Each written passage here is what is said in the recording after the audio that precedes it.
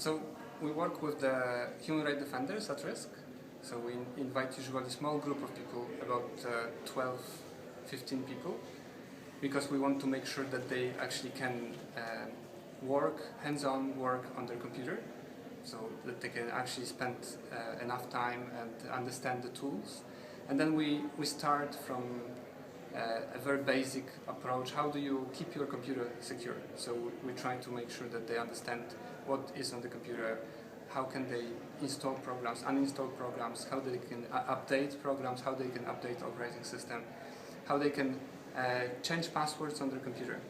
And then we go one level up, meaning that we try to understand how they can protect the information, sensitive information, organize the information and protect the information on the computer.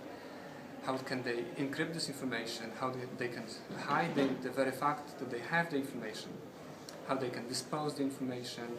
And each of those points we try to cover the idea behind it. Why would you do it? How would you do it? What are the tools? And what is the practice? What is the sort of habitual security here? What do you have to do each day in order to keep this security on your computer?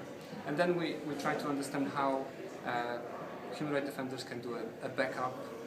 And we also do the trainings regarding the communication. So how human rights defenders can communicate securely, how can they protect their own identity, how they can protect the content of the communication, how can they go around censorship or monitoring. In some countries, if you access a very website, you put yourself at risk, in danger. So what tools and tactics can they use to go around the blockage or around the monitoring?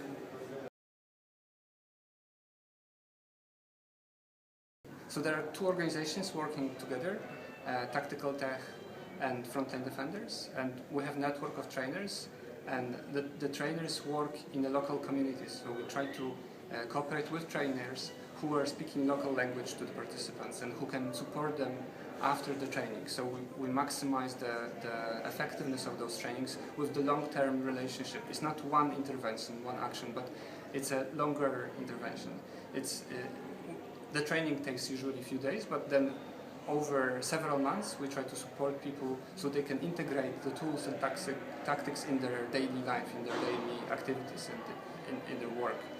And it takes time, it takes practice, but we have cases of organizations switching to more secure habits and more secure tools, and with little change you can achieve a big difference in the security level. Lots of people, they have something that I would say that is like a technophobia. So people are thinking, okay, it's going to be about digital security, about security on the computer, so it must be difficult. And it's actually, many times, it's not difficult in the sense that people will not be able to understand it. The difficulty comes from the integration with your life, from remembering. All of this security system is based on simple steps. The fact that it's challenging is that there are many of those steps. So it's sort of like the complexity of the system is based on multitude of those steps, and this is the most challenging. And people tend to come back to their own habits because they want to do things quickly. They want to do things the way they already been doing this. So people are. It's very hard to convince people that they need to change, and the motivation of this change is very abstract. It's almost like with the health security. Like it's quite abstract to convince people that if they eat better, they're actually going to be healthy.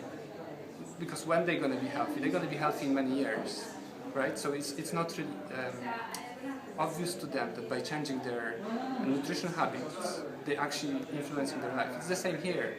It's quite abstract to convince people that by using this or those habits, they're actually securing themselves, because it's sort of like the result is invisible. It's visible immediately when you get sick. It's visible immediately when you get hacked, your information disappears, your website is cracked, your email is publicly known. This is immediately visible, but it's the system of protection is very hard to motivate people to protect themselves. So I think this is the most challenging element.